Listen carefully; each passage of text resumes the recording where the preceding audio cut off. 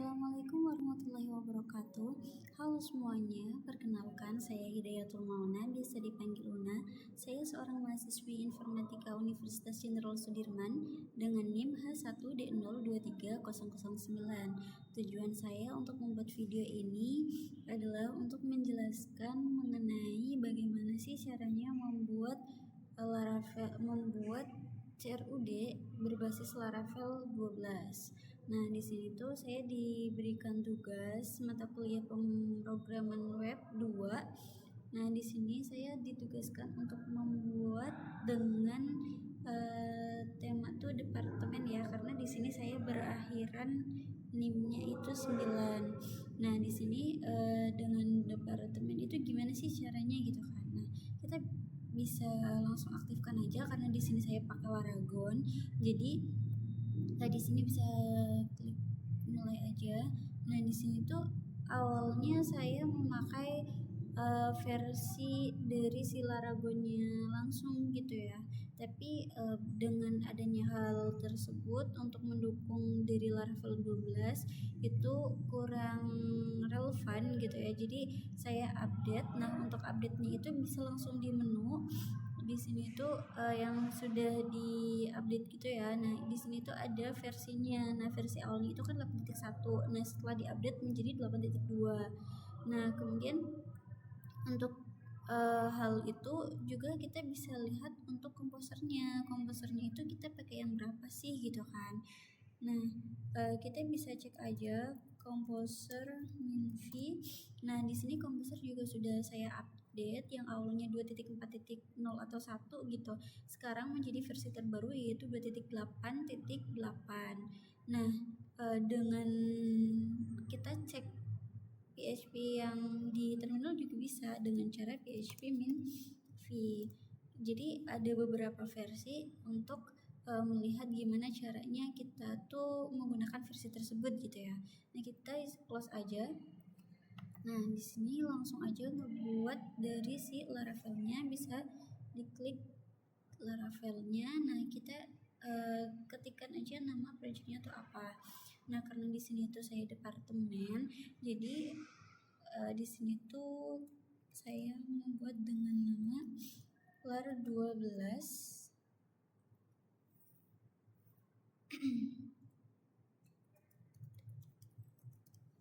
Nah, kita tinggal klik OK. Nah, nanti akan diarahkan ke bagian ini. Kita tunggu aja untuk proses dari runningnya, mungkin bisa 2-5 menit gitu ya.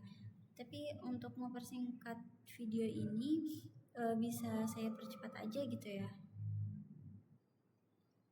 Nah, ini untuk proses runningnya udah selesai ya dengan berakhiran seperti ini. Nah, kita juga bisa cek aja di bagian file exportnya. Nah, di sini udah muncul ya Laravel 12 departemen.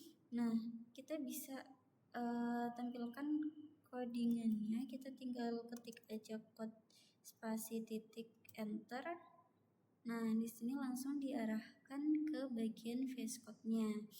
Nah, gimana setelah ini? Nah, kita bisa aja klik yang buat INV-nya. Nah, di sini tuh kita bisa update apa aja sih untuk bisa mengaktifkan Laravel-nya.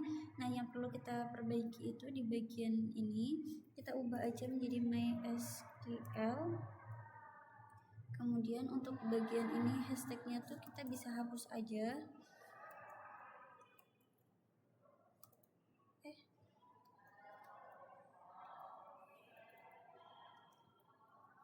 Nah, data ini tuh sebenarnya diambil dari mana sih gitu kan.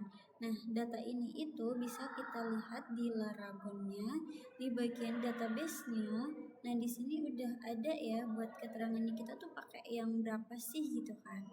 Nah, itu bisa dilihat di sini.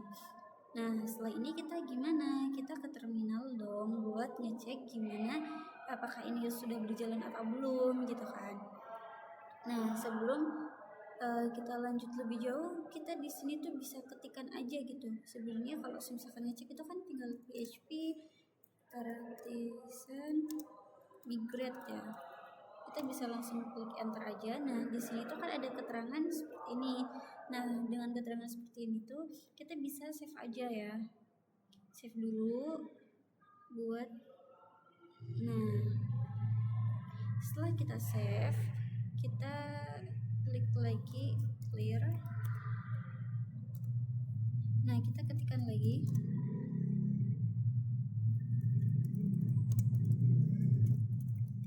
Kita enter.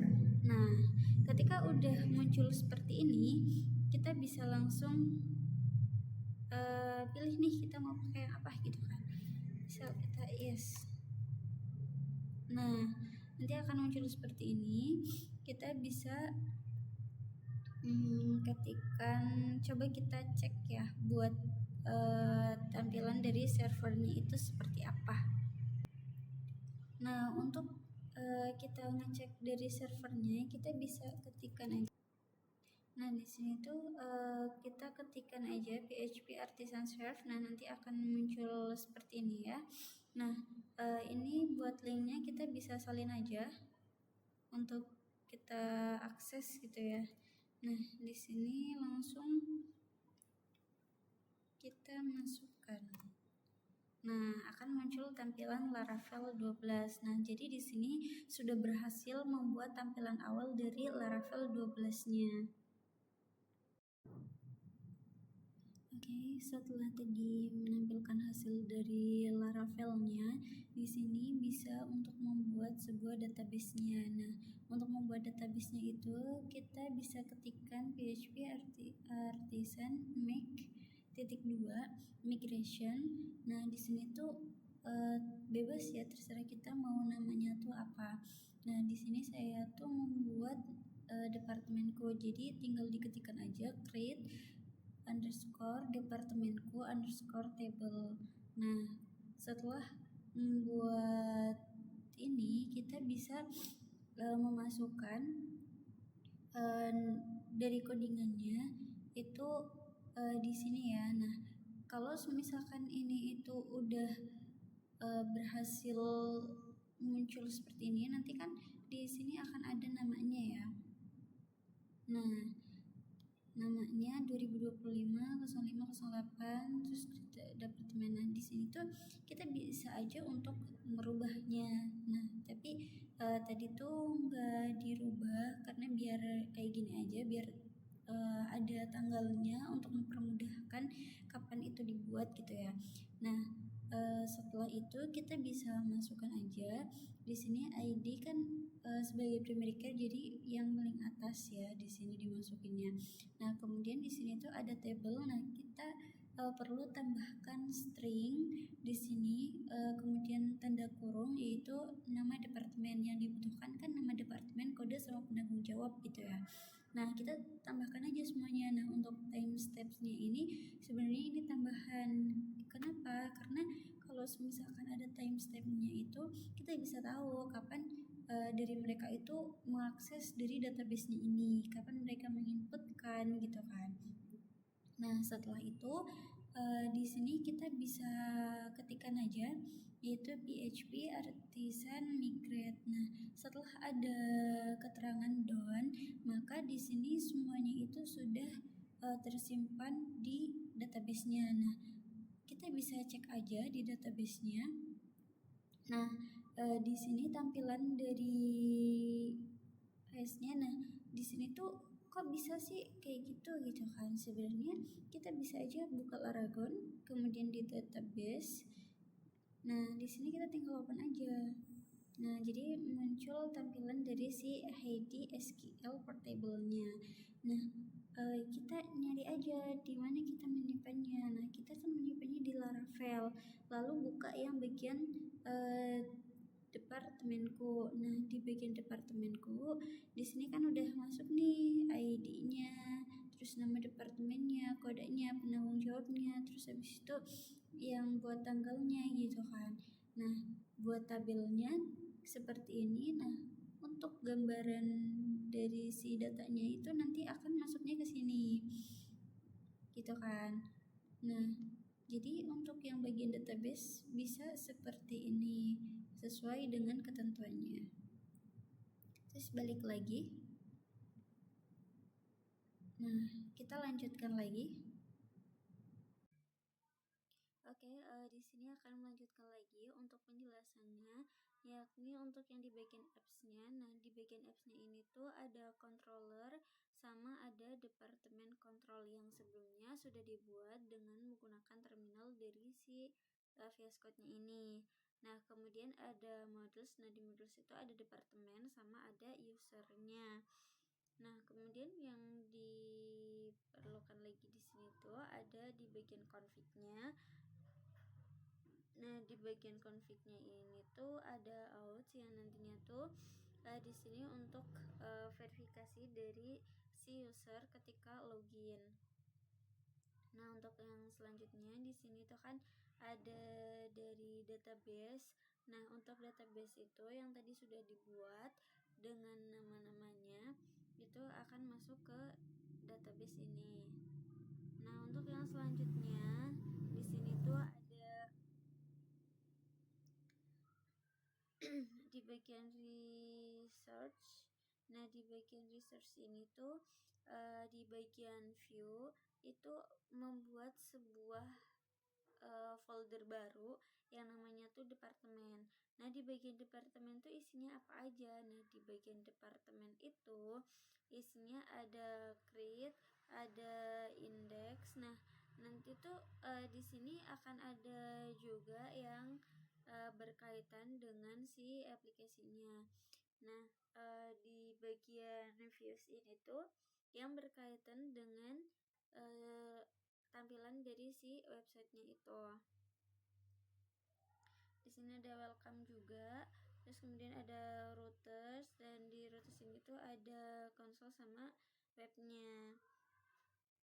Kemudian lanjut lagi ke bagian dari si storage-nya, yaitu di bagian storage itu kan ada framework. Nah, di sini tuh bisa dilihat di bagian views-nya. Nah, di sini tuh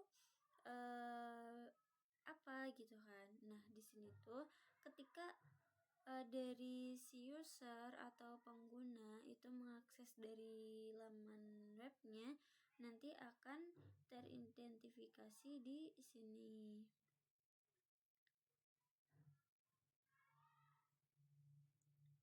Nah, untuk yang selanjutnya di sini ada vendor. Nah, di vendor itu juga bisa dicek di bagian yang Laravel. Nah, di bagian Laravel ini kemudian masuk ke framework. Nah, di sini tuh kan ada beberapa subfile gitu ya. Nah, yang dipakai itu yang di bagian src-nya itu kita bisa pastikan lagi apakah sudah benar atau masih ada kesalahan yang terjadi. Nah, di sini juga di bagian views-nya. Nah, di bagian views-nya ini tuh yang mempengaruhi tampilan dari sebuah webnya.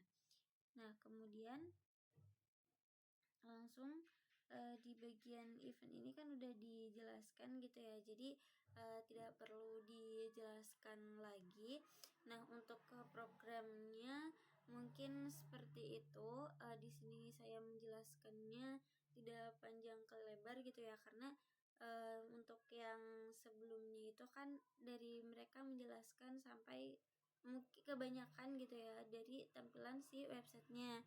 Tapi di sini lebih ke codingannya gimana caranya dari awal sampai akhir. Tadi sempat kepikiran juga buat membuat sebuah video di awal, yaitu untuk gimana caranya mengupdate dari PHP-nya ke versi yang terbaru sama mengupdate dari Composer yang terbarunya. Tapi nanti membutuhkan waktu yang cukup lama dan itu nantinya berpart-part gitu ya. Nah, mungkin ini nanti kalau misalkan memang harus yang versi keduanya atau di bagian websitenya, mungkin nanti akan ada part kedua ya untuk yang selanjutnya sambil belajar-belajar lagi, dan untuk yang webnya itu bisa dikembangkan lebih lanjut lagi. Mungkin sekian dari saya, terima kasih. Wassalamualaikum warahmatullahi wabarakatuh.